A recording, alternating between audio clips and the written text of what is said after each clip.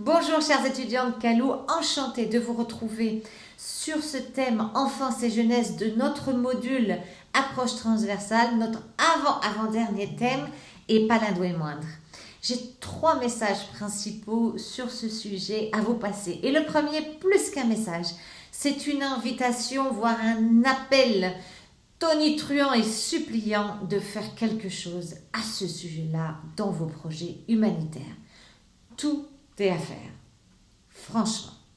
Oui, ces dernières années, dans les projets humanitaires génériques ou généraux, on a commencé vraiment à intégrer au moins l'attention aux besoins spécifiques des groupes d'enfants plus petits, je dirais, dans les moments de réponse. Maintenant, plus que ça, j'ai jamais vu. Alors oui, on a des organisations qui sont spécialisées dans les enfants et dans la jeunesse, qui ont leurs techniques, qui ont leurs approches, qui ont des projets qui ont pour cible cette population. Et souvent dans leurs projets, du coup, ils étendent ça à une population un petit peu plus large. Mais franchement, ne prenons pas, ne nous mettons pas plein de lauriers autour de la tête parce qu'on ne les mérite pas. Tout est encore à faire. 1. Quels sont les besoins spécifiques des différents groupes d'âge d'enfants? Comment écoute-t-on les voix de ces enfants et de cette jeunesse? Parce que là, je dis encore, on arrive un petit peu à regarder les besoins des enfants, les besoins de la jeunesse, franchement. Comment les écoute-t-on? Comment prend-on en compte leurs besoins, leurs mécanismes de survie, leur environnement? Comment les faisons-nous participer à l'élaboration des projets, à l'évaluation? Alors, dès maintenant, je vais vous demander d'avoir non seulement vos lunettes, mais votre casquette, enfance et jeunesse, dans tout ce que vous allez étudier, parce que vous avez tout à faire et beaucoup à apporter à toutes ces organisations qui ne savent pas, ne veulent pas ou n'arrivent pas vraiment à voir comment on peut aller au-delà. Et bon, ça a déjà été un grand pas, des données désagrégées par âge. Voilà. Mais déjà, ça a été un grand pas. De voir quelles sont les données désagrégées par âge, quelles implications. On y est arrivé, il y a même ECHO, le département, la Direction Générale d'Aide Humanitaire de l'Union Européenne, qui, il y a, je crois, à peu près 6 ans, a développé ces Gender and Age Markers, dans les marqueurs âge, genre et âge. Donc, c'était déjà une certaine étape significative pour que du coup, on soit obligé de se poser un certain nombre de questions par rapport à l'âge des populations, soit cible de notre projet ou des populations, des communautés dans lesquelles on va aller intervenir. Donc franchement, là, tout est à faire. Allez-y, explorez et apprenez-nous. Et apprenez à cette prochaine génération d'humanitaires, ou à cette génération en cours là, d'humanitaires, ce qui est possible de faire, comme on arrive à le faire avec les femmes, avec les groupes minoritaires, etc. D'accord? Ça, c'est mon invitation, mon appel à votre âme d'humanitaire parce qu'on les a trop mis de côté, on les met trop de côté. Il n'y a pas une leçon apprise. Alors, pour les leçons apprises, on les invite. Oui, on invite toujours aux organisations de jeunes. Et moi, à chaque fois, ce que j'ai entendu, c'est merci de m'avoir invité et j'aurais bien aimé qu'on nous implique de façon plus structurée, plus volontaire, plus proactive, dans la réponse, dans l'évaluation des besoins, dans les projets de préparation aux catastrophes. Alors, il faut reconnaître que les projets de préparation aux catastrophes, les projets de gestion des risques vont plus facilement travailler avec ce groupe parce qu'il y a un vrai potentiel et il y a un vrai besoin de travailler ces risques avec eux. Donc ça, c'est vrai, on a peut-être beaucoup à prendre aussi de ces projets de gestion des risques et de préparation aux catastrophes, de voir comment ça marche et comment on arrive à inclure l'enfance et la jeunesse comme un groupe à part entière de la communauté. Travail à faire donc. Allez hop, on y va, on rehausse les manches et puis on prend ce thème comme quelque chose de tellement important. Ils vont non seulement parce qu'ils ont des droits, et que c'est généralement les droits qu'on met les premiers de côté, ce sont les leurs, et ça on va en parler dans un petit moment, c'est mon deuxième message, mais c'est qu'en plus, c'est eux qui construisent ce monde de demain, c'est eux qui ont tout à apprendre et à donner pour nous aider à construire quelque chose de différent que la situation qui les a menés dans le contexte de crise. Deuxième message. Un deuxième message, je voudrais vous partager une expérience très récente et qui est l'expérience du Covid-19 en Europe. Alors, en Espagne particulièrement. Et donc, parce que je vis là, donc voilà, donc je le vis et j'avais envie de partager ça avec vous sur ce thème, enfance et jeunesse. Comme un exemple de ce qui se passe et de ce contre quoi il faut se rebeller et à ce pourquoi il faut se mobiliser comme humanitaire. Alors, on a vu en Europe ces dernières années quand même un processus très intéressant de rajeunissement considérable de nos dirigeants politiques, donc de nos élus, etc. Donc ça, quelque chose de très positif. On a des élus qui ont 20 ans, qui ont 30 ans, qui ont 40 ans, quelque chose d'impensable. Il y a 10 ans, il y a 15 ans, je pense surtout dans des pays comme la France, etc. Donc, du coup, vraiment quelque chose de très positif. Regardez l'âge des présidents, des premiers ministres, etc.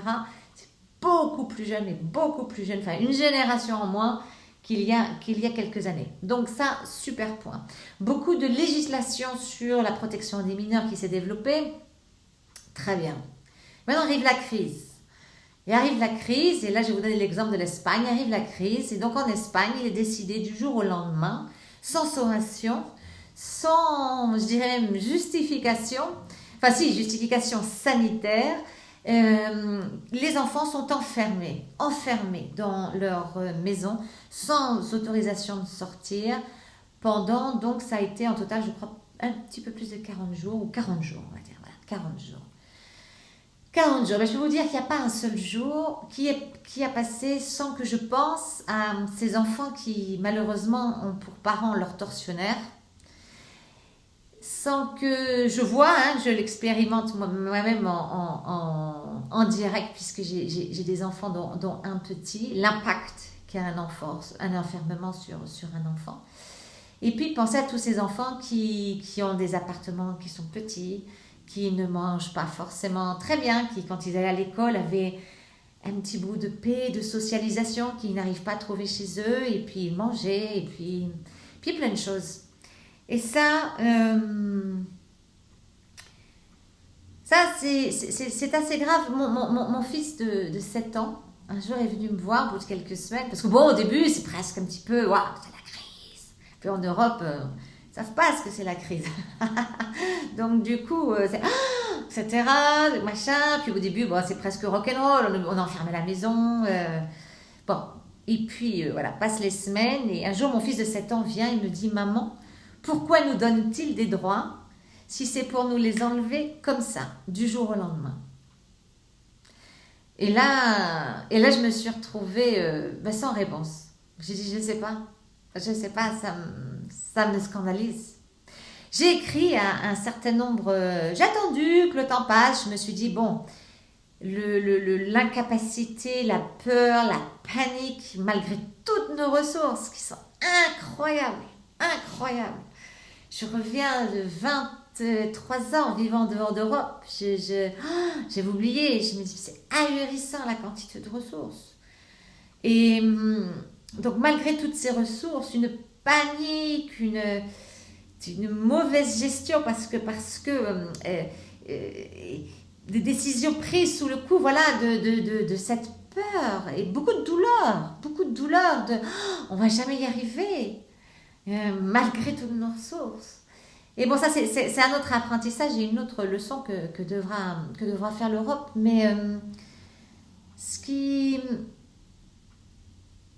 m'a beaucoup touchée, c'est qu'aussi au bout donc de quelques semaines, quand il n'y avait plus cette justification de la panique de la protection sanitaire, et qu'on pouvait et qu'on se doit, parce que c'est aussi ce qu'on demande. Quand ces mêmes pays européens sont bailleurs de fonds, c'est ce qu'ils nous demandent à nous, les organisations non gouvernementales, les agences des Nations Unies, le mouvement de la Croix-Rouge et du Croissant-Rouge. Quand ils financent des projets, ils vont nous demander comment vous intégrez la dimension des droits des enfants et de la jeunesse, etc. dans vos projets. Et puis on fait des beaux documents de plaidoyer pour donner des leçons à droite, à gauche. Et là, j'ai écrit un certain nombre d'organisations, 3 précisément, et spécialisées dans les droits des enfants. J'ai eu des réponses de 2. Une où j'ai vraiment été émue de colère, de dire, écoutez, voilà, on appuie, enfin voilà, c'est le gouvernement espagnol qui décide, on dit ce qu'on peut quand on peut, voilà, on se tait, hein, on se tait. Les droits des enfants, on verra un autre jour, hein. Bon. Une deuxième qui avait préparé un certain nombre de documents très intéressants, mais qui ne les avait pas rendus publics, qui les a rendus publics une fois que le gouvernement espagnol a levé l'interdiction pour les enfants de sortir et a autorisé 1 heure de sortie. Donc, ils ont donné des recommandations sur la façon de le faire, de façon plus respectueuse des droits des enfants. Donc, c'était bien, mais c'est quand même très discret. Et puis, c'est après 40 jours d'enfermement des enfants. Et une troisième qui n'a jamais répondu. Donc, là, je pense que je pense que mon fils et tous les autres enfants ont le droit à une réponse. Pourquoi donne-t-on des droits pour les enlever comme ça, de façon arbitraire, sommaire, sans aucune même justification, dialogue? Personne n'est allé les voir. On leur a dit, alors il y a quelqu'un du gouvernement qui est allé leur dire à la fin, quand ils les ont autorisés à sortir, on est vraiment désolé, on sait que ça a été dur, mais vous avez été super forts, les gars. Voilà. Donc ça, c'était une chose. Alors, parce que je ne veux pas non plus, en Espagne, on vit dans un environnement, bon, comme dans beaucoup de pays, très polarisé politiquement. Je voudrais juste vous donner, donc je ne vais pas non plus dire, voilà, ça c'est une décision du gouvernement, qui est d'un côté, et que ça soit quelque chose de politique. Je vais vous donner un exemple, la Communauté de Madrid, aussi par rapport aux droits des enfants. Donc c'est l'autre côté politique, hein. En Espagne, c'est 2 côtés, gauche, droite. Donc voilà, le gouvernement est à gauche, c'est en caricature, mais bon, voilà, c'est ça. Et puis la Communauté de Madrid est à droite. Donc, Communauté de Madrid, voilà, l'urgence arrive, et puis il se trouve qu'il y a tous ces enfants qui, en fait, ont des aides financières pour payer la cantine à l'école, donc dont on se doutait bien que ça serait un sacré problème d'avoir accès à une alimentation de qualité, sachant que les parents ont perdu le travail, ils sont enfermés, voilà. Donc, du coup, mesure d'urgence, ils font appel à un certain nombre de sociétés, dont Telepizza. Voilà, Telepizza qui dit, ok, je vais délivrer des repas aux enfants. Donc, effectivement, on peut se dire, ok, mesure d'urgence, pendant 1 semaine, on a des pizzas, des sandwichs, des burgers, des choses qui sont pleines de graisses saturées, de sucre, etc. Mais bon, je veux dire, quand on est effectivement dans l'urgence, on a cette première phase, comme on enferme les enfants juste pour les protéger ou pour nous se protéger nous. C'était même à se demander qui se protéger de qui. Et puis après, voilà. Et après, on a une deuxième vague où on est toujours dans l'urgence, mais on commence à prendre en considération les droits de ces groupes. Et là, non, on a continué. Après, c'est devenu quelque chose de très politique et on a continué à justifier voilà, qu'on donne une alimentation donc à des enfants, en plus pauvres, doublement vulnérables, une alimentation complètement scandaleuse au niveau nutritionnel. Pendant 1 semaine, on va dire 2 semaines, ça va. C'est comme si c'était les vacances, ça nous arrive de manger de la nourriture de ce type-là. Mais 2 mois sous ce rythme nutritionnel enfermé, sans pouvoir bouger son corps, sans pouvoir faire de sport, sans respirer de l'air, voilà. Donc ça interpelle. Et je vous partage cette expérience parce qu'on est très discret là-dessus, hein. On aime bien parler en Europe très fort quand il s'agit des autres. Et puis pour nous, des toutes petites voix. Donc je voudrais vous le dire parce que c'est une histoire, moi, qui me scandalise encore et Mais pas dit, j'avais écrit aussi au Parlement européen qui m'a répondu que les États étaient souverains. Et je trouve pas que ça... Ouais, il y a quand même des députés espagnols au Parlement, donc je trouve ça un petit peu aussi triste comme... enfin, en tout cas, pas satisfaisant comme réponse, pas très engagée. En fait, tout le monde a mis les droits des enfants dans la poche, et puis bon, c'était plus pratique. C'était peut-être la seule solution d'enfermer les enfants pendant un certain nombre de semaines, voire de jours, etc. Mais tant qu'il n'y a pas eu cette question depuis un point de vue des droits, depuis un point de vue des besoins, depuis un point de vue de la dignité humaine, depuis un point de vue de l'humanité et de la transversalité, eh bien, on les... Voilà. Ça, ça ne peut pas se passer comme ça. D'accord? Donc, je vous renouvelle mon invitation, mon appel. Alors, mon dernier message, et c'est un message pour vous dire, voilà, la crise humanitaire peut être aussi une véritable opportunité de faire ces changements dans la société par rapport à cette jeunesse et ces problèmes d'intégration de jeunesse. En décembre 2018, donc j'étais en mission au Cameroun et je travaillais dans cette région de l'extrême nord et dans certaines communautés où il y a un véritable respect, un très beau, très traditionnel de l'ancien, dans l'ancien du village, etc. Et du coup, un petit peu ça va naturellement ancien, donc naturellement ensemble, l'ancien est très respecté, l'ancien est recherché pour sa sagesse, pour son histoire, pour sa perspective, et du coup le jeune ne trouve pas son espace. Le jeune n'a pas d'espace pour parler, pour s'exprimer, n'est pas écouté, c'est qu'un jeune. Et on parle d'une zone où on a Boko Haram qui recrute activement, surtout dans les foyers, dans les communautés où il y a beaucoup de désœuvrement, chômage, problèmes de sécheresse, catastrophes naturelles en tout genre, etc. Donc bien sûr, là où il y a du désœuvrement, là où il y a la possibilité de manipuler, d'attirer avec de l'argent, avec des fausses promesses, avec de l'espoir, du faux espoir. Et donc dans les projets que j'ai vus là-bas, on utilise en fait cette crise pour travailler avec les communautés, pour s'en toucher à cette autorité traditionnelle du sage du village, de l'ancien, créer cet espace pour les jeunes, pour qu'ils aient une voix, pour qu'ils sentent qu'ils sont utiles pour leur communauté et que la communauté valorise ce que la jeunesse peut nous apporter. Donc là, pour moi, c'est un très bel exemple. Il y a du travail à faire. Hein. Mais du coup, la façon dont effectivement les crises humanitaires les plus terribles, parce que c'est horrible ce qui se passe là-bas, avec ce recrutement massif de Boko Haram, du coup ces jeunes qui se retrouvent aussi après rejetés par leur communauté, et ces jeunes qui se retrouvent là-dedans et vivent un cauchemar.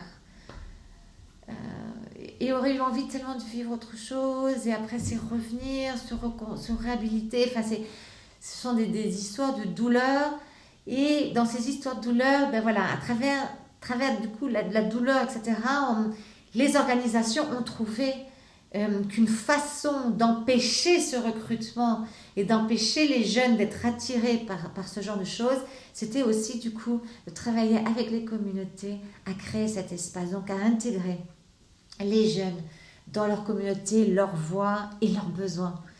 Donc plein de choses se font en utilisant la crise comme un essor pour, allez hop, taillader dans des fois des cultures qui ont la tendance à être rigides sur certaines choses et y aller. Donc il y a des beaux exemples, il y a des exemples, et c'est bien que ça nous scandalise. Et c'est bien qu'on soit révolté par certaines choses parce que c'est ça qui nous fait bouger. Si on ne se révolte pas, on ne va pas bouger. Donc continuons à nous révolter aussi et à dire ce qu'il y a à dire avec la voix que nous avons depuis l'endroit où nous vous avons. Et vous, étudiants de Calo, allez hop, vous avez une empreinte fabuleuse à marquer dans le monde, dans vos projets humanitaires, dans vos projets de développement, en créant ces espaces pour l'enfance et la jeunesse. Merci.